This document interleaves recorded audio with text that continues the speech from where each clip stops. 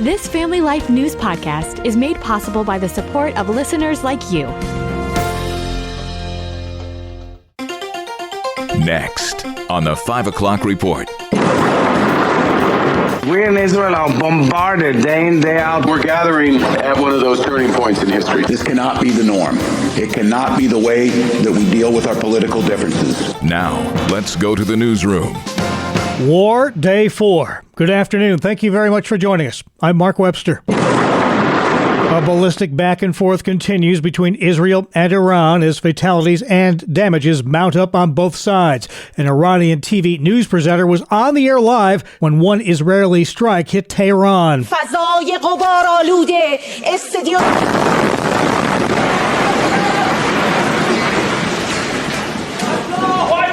Israel's President Isaac Herzog, who dodged an Iranian missile strike in Tel Aviv, says Israel's in a human shooting gallery with Iran at the trigger. We in Israel are bombarded day in, day out by Iranian missiles, and before that by Houthi Yemenite missiles, and before that with Hezbollah missiles, and before that Hamas missiles.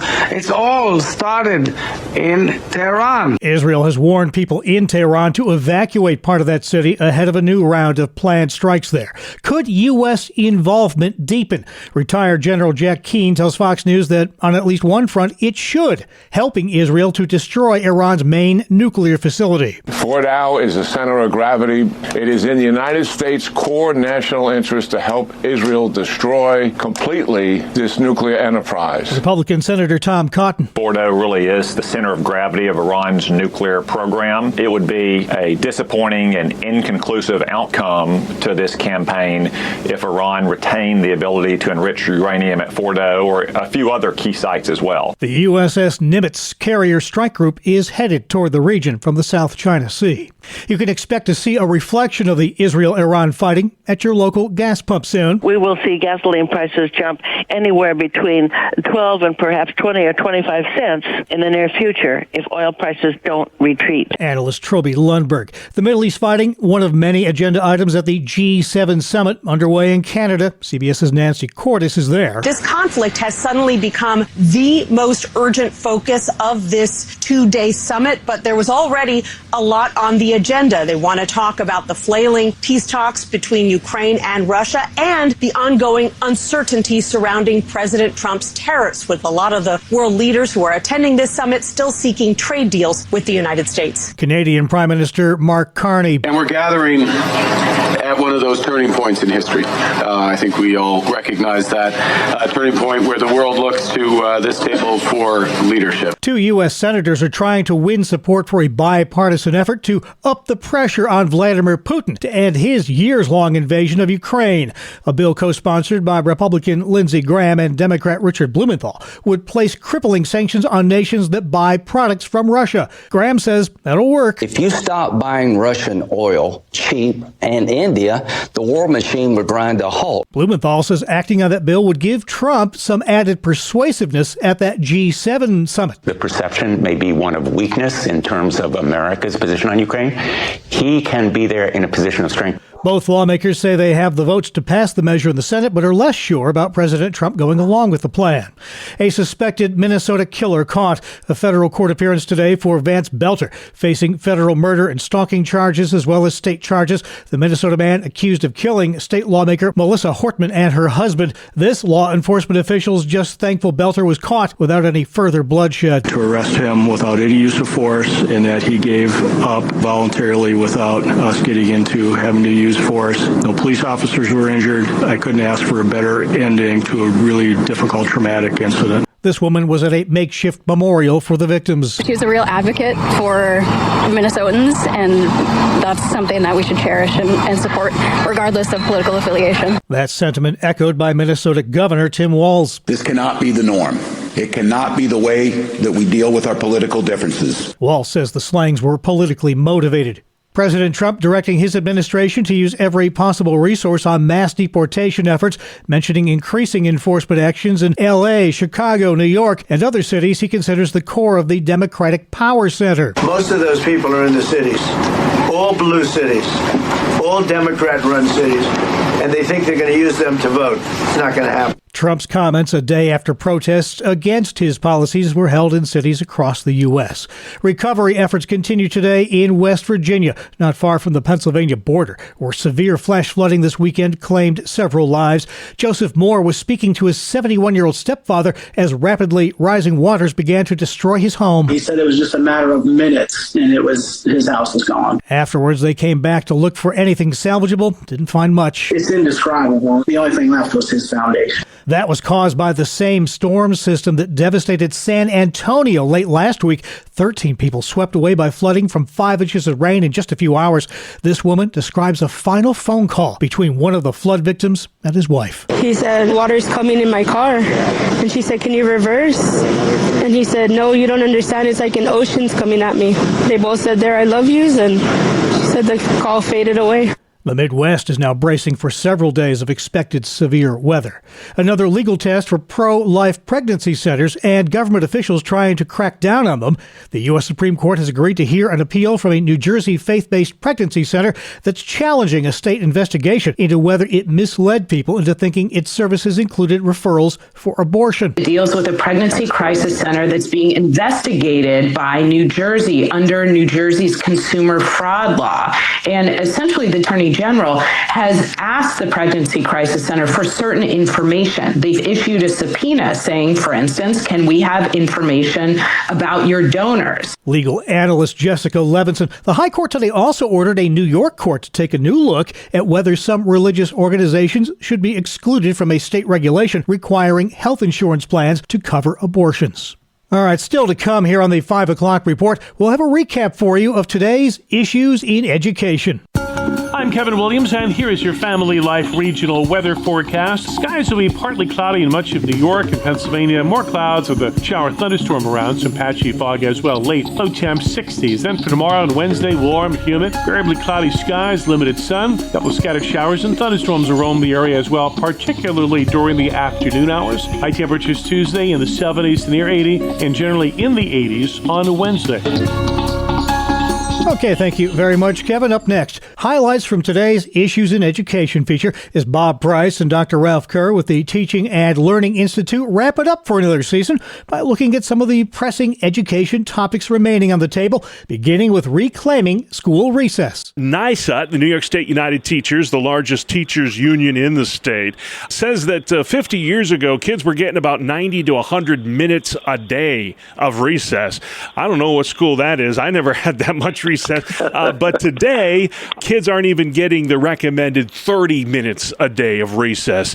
How can schools structure into the academic day more time for recess? Now, let's just talk about this. NYSUT, that's the same union that during COVID wanted kids to stay home. And this is the same union that has seen academic performance on the part of the students decline like never before. And now they want to give students 120 minutes of recess. That really makes sense to me. Yeah, that's two. If I do the math, that's 2 hours a day of recess. That's a lot of recess. That is a lot of recess. Well, you know, what they say is that there's benefits to that because they get to spend time with their friends and it gives them a mental break. I don't know about any of that, Bob. I think, what the research says is that 25 to 30 minutes is what is on average right now in schools, and it seems to me that's plenty. And again, I would just ask that NYSUT be more concerned about improving academic performance than worrying about doubling up the recess time for the students. Gotcha. Well, they're sending out a study and spending a lot of money looking into that. We'll see how things go. Next, we want to talk about a big issue this year that happened just recently in Pennsylvania. 7 Penn State satellite campuses are going to be no more in a couple of years, including many in the family life listening area. I have many friends who this affects directly. What's going to happen to the students, Ralph, who are enrolled in these schools? This is not new in Pennsylvania. Back in 2021, there started to be some consolidation of campuses. It went from 14 to 7. This is just a continuation, I think, of what's been happening for about the last 4 or 5 years or so. Students students that are currently eligible to attend any of these campuses that are going to be combined, they will get automatic admission to the regional campus that they would then be part of. No need to reapply. They just would be automatic acceptance, which I think is a good thing. I'm pleased that in Pennsylvania, the powers that be are looking at the factors that are going on here. We've got declining enrollment. The number of students that are even in the high schools that can look at college is decreasing. And certainly what they found over the years is that there are cost savings that can be implemented because there's less duplication of services. And I think they've done a good job of combining campuses in the past, and I think it will all work out in the end under this new consolidation. All right. Well, since this is our last show of the summer, we always like to talk about at the end, even though your kids aren't in school, there are things they can do to stay on edge as far as their academics goes. Second Lady Usha Vance said recently that she is challenging students this year to read a dozen books over the summer months. Reading books, maybe not a dozen, but keep reading over the summer. Why is that such a good idea? Yeah, that really is important. And when we were talking about this, I remembered a few years ago when I was the superintendent in Narkport, we actually did a challenge for the students and said if they read 10 books during the summer and the parents had to sign off that they read them, I would take them to Friendly's, which is not in business anymore in Cornell, but go to Friendly's for ice cream. And I paid for that personally, and we took a busload of students. It was one of the happiest moments of my life because I was able to help students read those books during the summer, and they would do it for ice cream. So maybe parents need to think about what motivates your children and offer that in exchange for reading some books over the summer, because that really is important. Yeah, it is. Having married a reading teacher, I'm reminded every day about the importance of reading and why it matters so much and why we need to reclaim the lost art of reading again. And a visit to the local library is certainly a good thing to do. I would also recommend, if you're close to Rochester at all, to visit the Strong Museum. That's a wonderful activity there. They actually have a mini Wegmans store as part of the museum, and kids can practice being a clerk and everything in the store. So there are lots of things that parents can do to help eliminate or at least reduce the brain drain. And I would encourage parents to take an active role with their children during the summer. Thank you, gentlemen. Dr. Ralph Kerr with the Teaching and Learning Institute speaking with our Bob Price today on the finale of another season of Issues in Education. Hear full-length podcasts of that and all of our original Family Life features at Apple Podcast, YouTube, Spotify, and FamilyLife.org. This is the 5 o'clock report on Family Life. On average, you can expect an annual return of about 10% in the stock market. The problem is there's rarely such a thing as an average year.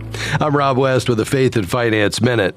Over the long haul, people who invest in the market with a steady plan tend to do quite well. But sometimes they might earn 25% in a year and lose 15% in the next year.